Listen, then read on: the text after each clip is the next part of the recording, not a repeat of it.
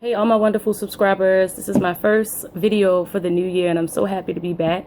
Forgive me as I struggle with the camera angles here. I'm still trying to get my setup right. But this video is going to be a book review, and this is a review of Rev Run's Take Back Your Family. And I actually read this book probably in 2012, but I never got around to actually filming the book review. So you guys are going to see a lot of book reviews coming your way over the next couple months, and some hair updates, some fitness updates, and just some overall lifestyle, what I'm interested in at the moment stuff.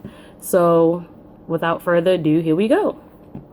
So really, I'm just going to share some of the quotes from the book. The book is called Take Back Your Family. It's by Rev Run and Justine Simmons. They did a book basically encouraging families to rejuvenate any underlying issues and kind of just get their families back on track and sharing. And they were very vulnerable and open about their own experiences and their own struggles, and they give a lot of good advice. So I'm just going to read the quotes that I have here, and if you like this video, please share it, please give it a thumbs up, and let's keep the knowledge moving. So the first quote says, "Take, for instance, the story behind Run's House, my reality show on MTV. The concept was very simple. Let's follow a family where the mother and the father have a great relationship and all the kids stay out of trouble and do well in school. Sounds great, right? But initially, we had a very difficult time convincing television people to take a chance on it. The conventional wisdom was that audiences prefer watching dysfunctional families over functional families on reality TV. That audience find TV compelling when the kids are struggling with drinking, drugs, and promiscuity instead of good grades, staying out of trouble, and going to church every Sunday.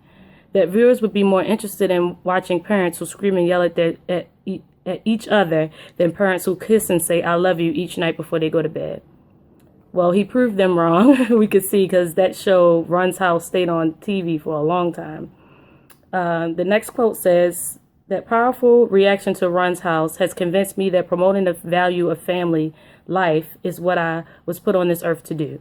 I might have earned a reputation as a rapper, but when all is said and done, I hope what I'll ultimately be remembered for is being a good dad." Next quote.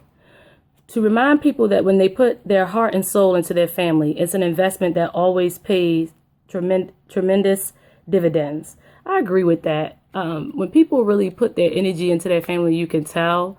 It's a really beautiful thing. Next quote. "That's why I'll be the first to admit that I'm a hypocrite." This is Rev Run speaking. He says, "I'll admit that I contradict myself too much, and there are too many inconsistencies between what I preach and what I practice." So this is just another instance of them being humble and admitting their own shortcomings, but how that doesn't really have to take away from you trying and putting in that effort to make your family what you want it to be. Next quote. "The son of Daniel and Evelyn Simmons, I was born and raised in Queens, New York.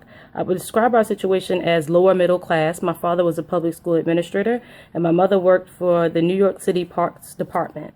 While they ended up divorcing when I was older, I have only fond memories of growing up in their house. They set strict rules and had,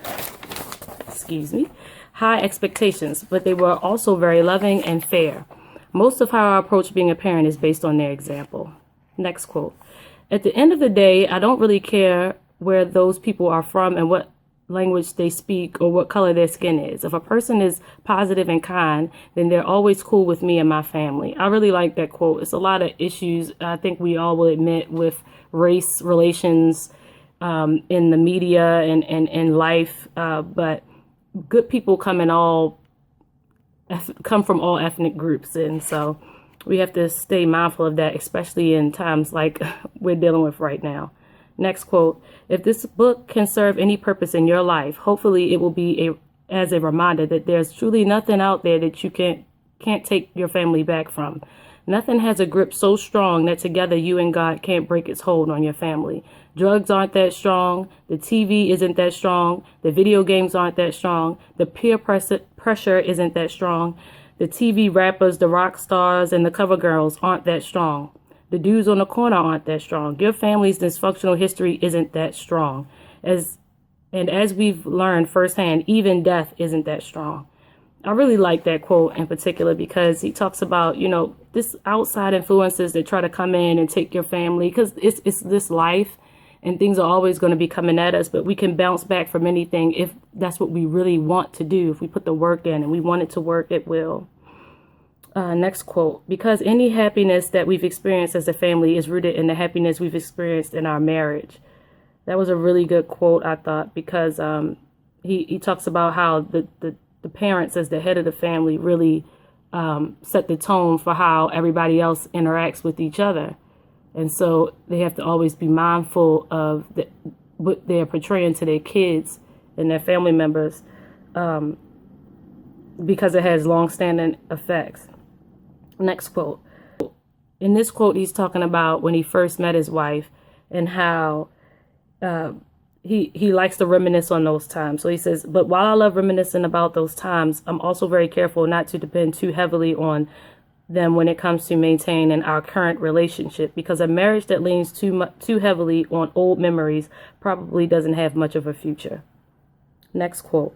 Too many people, especially some of the men out there, treat their marriage the same way budget airlines treat your luggage. They toss it around haphazardly, throw things on top of it, and don't seem to take it if it's a little banged up. But if you keep tossing your marriage around like that, sooner or later your wife is going to start thinking about switching to another airline, if you know what I mean. Next quote.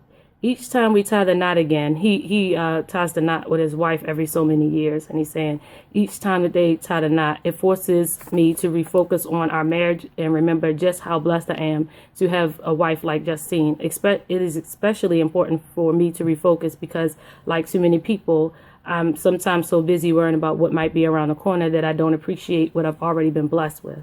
Next quote. The bottom line is that when you celebrate what you have instead of taking it for granted, you're definitely going to win, not only in marriage, but in life as well. So you can see this book, really the foundation for it was their marriage and how it impacts everything else that's going on in their life, with their children, with their businesses, etc. Next quote. When some people hear me talking about renewing my vows, they're quick to say, wow, you really put your wife on a pedestal. My wife is always the center of my universe. In fact, I look at everything worthwhile that I have as a byproduct of that union. The kids are a byproduct. Run's house, the TV show, is a byproduct. The book is a byproduct. My home is a byproduct. Everything in my life that has any value has come out of my relationship with my wife, and I try to never lose sight of that. That was really nice. Next quote. Because once any kind of space, physical or emotional starts to develop between you and your spouse, your marriage is going to face some very tough times. Next quote. And maybe your insecurities about gaining weight, losing your hair, and generally not feeling as sexy as you used to be are going to widen the gap even a tiny bit more. Whereas before negativity couldn't get a tiny little toehold in our relationship, now there's plenty of space for it to settle in and open up shop. He's talking about when you let space creep in between you and your significant other. Next quote. And I believe the best way to maintain that closeness is through making love. Next quote. But because God understands that when lovemaking is absent in a relationship, the devil is going to have an excuse to be present. I believe that wholeheartedly. I haven't read these notes in a long time, but that quote really stuck out to me. Next quote. As much as children love to say gross or stop it, when they see their parents being affectionate with each other, deep down, all children want love to radiate between mommy and daddy. And he didn't write this, but I'm thinking it gives them a sense of security. Next quote. By sharing your love verbally during the day, it is easier to share that love physically at night. He emphasizes the point. This is me speaking out. I wrote notes here, but he emphasizes the point of saying, I love you throughout the day and being affectionate throughout the day, building up to nighttime. Next quote. Whatever it takes to keep the flame lit in your marriage, that's what you've got to do. You can't let the kids be an excuse. You can't let your careers be an excuse. You can't let the money be an excuse. You can't let the fact that you've put on a few pounds and don't feel so sexy anymore be an excuse. I know men gain weight too, but I think that's a female thing for sure. So next quote. One way we deal with those incompatibilities is by remembering that it's more important to be kind in marriage than it is to be right. So Next quote. The only thing you can get for breaking your spouse down is the job of putting them back together again. And to waste your energy on that kind of work is pure stupidity. Next quote. That's why you need to put compassion above criticism and gentleness over judgment. Next quote. I really believe my first job as a husband and a father is to be sensitive to my wife's feelings. If I'm hurting her to the point that she has to scream at me or write me notes and I haven't been attentive enough, to do the job correctly, I have to totally slow down my agenda and listen very closely to what she's saying, because all my soft and kind words won't add up too much if my actions and attentiveness are making her scream and yell. Next quote.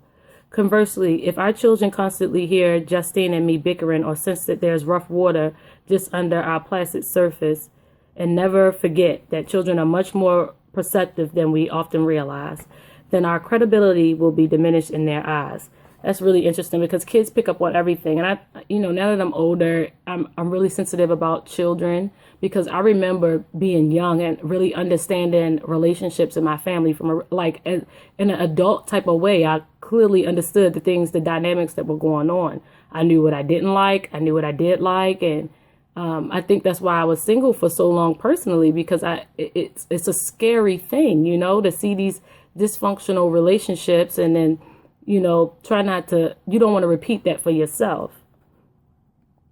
Where did I stop here? Oh, next quote. I might have become famous with Run DMC, but I hope that when all is said and done, what I will truly be celebrated for was the part I played in helping make my family cool with the hip hop generation. Next quote.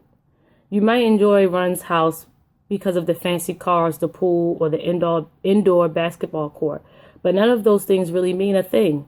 I'm here to say that the reason Run's house is standing strong is because it was built on the foundation of family.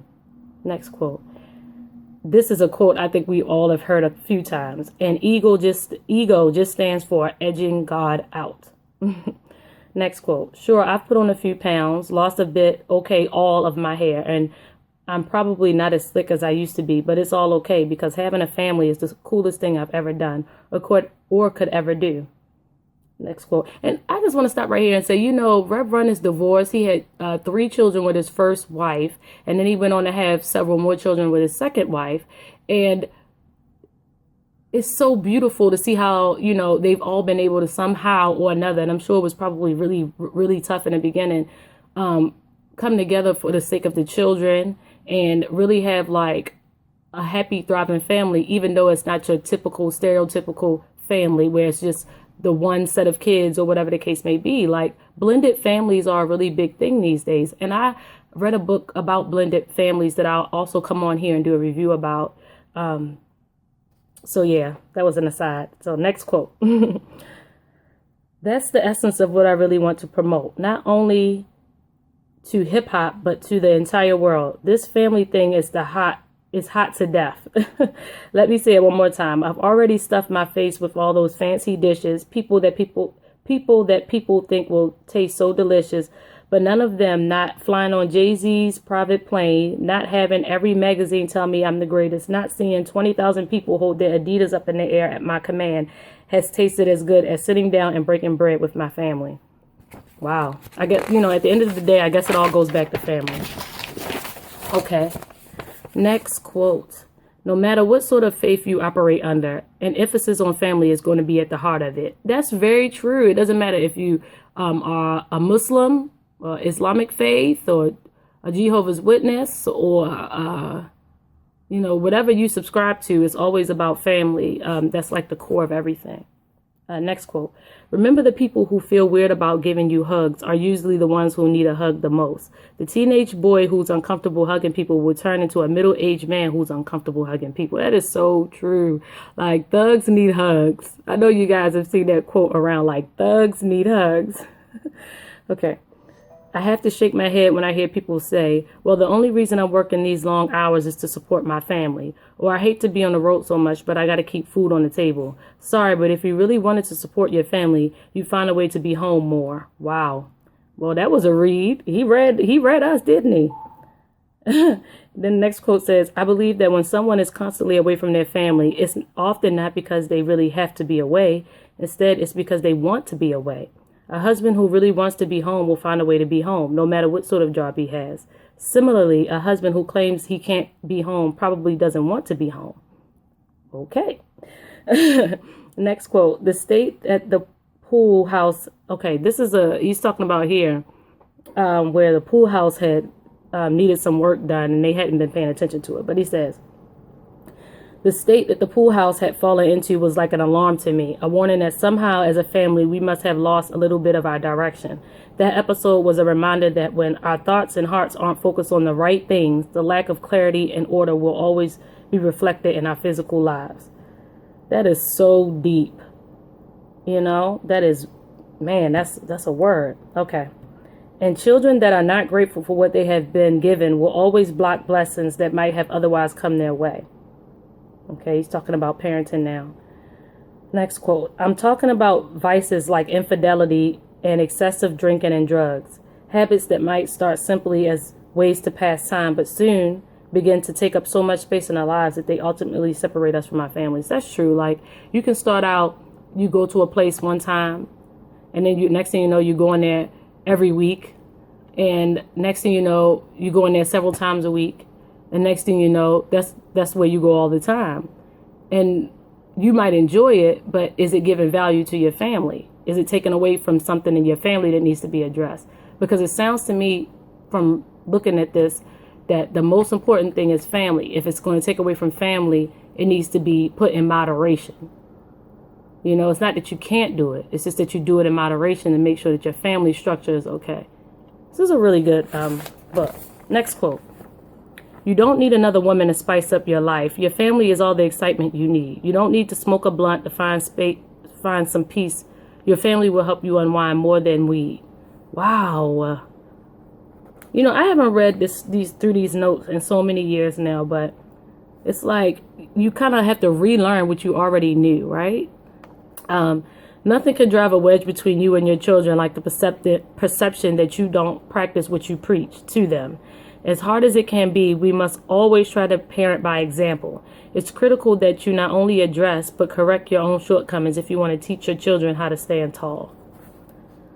For instance, if I encourage Jiggy to be honest and respectful toward women, when he grows older, he's never going to live that way if he knows I'm running around in the streets disrespecting my wife. Wow.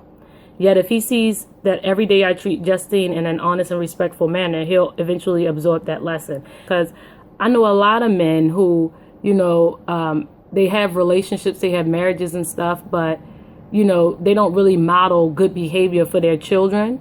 And so their children end up growing up and doing the same thing. And then we wonder why our families sometimes have the same generational curses, because nobody takes and makes the effort to stop the curse. Somebody has to stand up and say, okay, I'm not going to treat my husband like crap, or I'm not going to treat my wife like crap. And then my kids will see me not treating my spouse like crap, and it'll encourage them to not treat their family members like crap. I mean, their spouses like crap one day. And then we start to have a new generation of family members who actually are in happy, thriving relationships. But it has to start with somebody. Somebody has to start that, right? Okay. Next quote. I know that if I ever return to some of the stupid, selfish behavior of my youth, I'm going to lose whatever influence or respect I've earned from my children. Even though I was a young man, I smoked so much that one of my lungs eventually collapsed. Wow, he smoked so much weed, his lung collapsed? That's crazy. All right. See, that's why that's really why I like reading his books, because he's so honest. I actually need to read the book that he did with Tyrese. I still haven't read that, but I'm going to, and I'll come and I'll do a book review for you guys about that one. At the same time I was ruining my body with weed, my partner DMC was destroying himself with alcohol. He was drinking so much 40-ounce bottles of Old English 800 malt liquor that he ended up with pancreatitis of the liver. Ooh, okay. I tell my children these stories because I want them to realize that even though on the outside it might look like rappers and rock stars are leading that good life and are on top of the world, a lot of times they're killing themselves on the inside. I might have started smoking weed because it felt cool, but it wasn't long before I was using it as a crutch to deal with the pressures of being a big rap star, rather than taking a step back and sorry, examining what was troubling me. I tried to ignore my problems by getting high instead of improving my life. That high only created a false sense of security. So while the weed was telling me that everything was fine, the truth was much different. Yeah, that's so true. It's like I was saying about the alcohol. In this house, a real man is someone who can control himself and wait for marriage, not someone who's going around and carelessly spilling his seed. Wow. You know, I think if more fathers preach this to their sons, people will have a lot happier lives. Like, too many people are careless with their bodies and careless with you know, about having children and things like that. Like, children require a lot of work, and if they're going to be really successful, you really have to, you know, be careful about that. You can't just, you know, and that's a message for, you know, young people out there. Like, it's nothing wrong with using a condom. You know, if you want to have your fun, and I know Rev Run wouldn't agree with me saying this, but if you want to have your fun, protect yourself. You know, you don't have to create these huge responsibilities for yourself at a really young age. You know, protect yourself, hold yourself in a high regard, because you'll be happy about it later in life. Do you know what is really a great threat to your children? Setting a bad example for them as a parent. That is what will screw up their lives, not the music they're listening to. We do blame a lot on, like, the media, but at the end of the day, it's what we do that our children see and model the most. Especially, like, you know, being, you know, grown now. A lot of the things that I do because my mom did them. And you always say when you're younger, you're never going to be like your mom, or you're never going to be like your dad.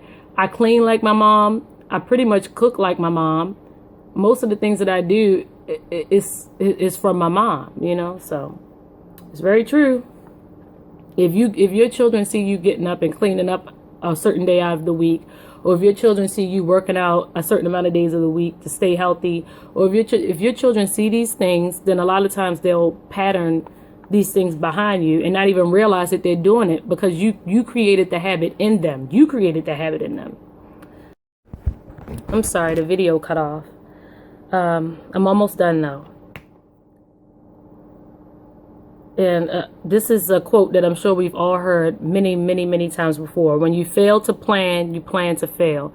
And with this new year, I gave myself a plan that I feel is workable and flexible, so that I can really see some change in my life this year. Because I'm a very goal-oriented person, and I've kind of fell off track with that, because so much in my life has been kind of in flux. But now I'm ready to take back my life and be more of that person I used to be, where I made a plan and I executed it, and I could see myself progressing from year to year, and really, like, feeling proud that I got things done that I always wanted to do. And even this is a part of it. I've been wanting to do these book reviews for a long time, and so this is me, you know, doing it and making it happen regardless of what else is going on in my life. So unfortunately, it seems that not enough fathers out there want to accept the same responsibility. To many men, the weight can feel too heavy. The responsibilities feel too confining. Too many fathers would rather leave it to someone else, or maybe just straight out leave. But my message to those men is, don't be afraid of the responsibility, because when you run from responsibility, you always run into trouble. But when you run to responsibility instead of hitting a wall, you're actually going to find freedom and happiness. I promise you, nothing will make you feel freer when you go to bed at night than knowing you've done everything you can possibly do for your family. Nothing will make you feel more alive than knowing that when you go to work, you're not just working for yourself, but for your children too. And nothing will make you more happy than going to see your children reap the harvest of your hard work. We also need to stop blaming our women for our failures at fatherhood. I hear too many men saying things like, well, I had to get out of that situation because she was always criticizing me and cutting me down. My response to that attitude is, man, if you were running your family the way you were supposed to be, you wouldn't be hearing all those complaints and second guesses in the first place. Whoa, Rev Run don't play. He don't. Okay. He says, when you're focused on your job and working your hardest, people can see your effort and respect it. I promise, when you're truly giving your all to your family, your wife will give you all the respect. That's very true. It's not complicated. We make it complicated, but it's not complicated. Just because you didn't grow up with a father or two good parents doesn't mean that you have to follow the same life. You can change and lead your family out of hardship. You can end that family curse and start bringing home the blessings. Oh my goodness, that's what I was just talking about. ending the family curse by making changes within yourself and when you're within your own household. Just as someone running a Fortune 500 company wants constant updates on the price of the company's stocks and how its products are selling, I want to know what's happening every day in the various divisions of my family. Wow, he runs his family like a business. That's a good thing, though. You got to check in and make sure people are okay.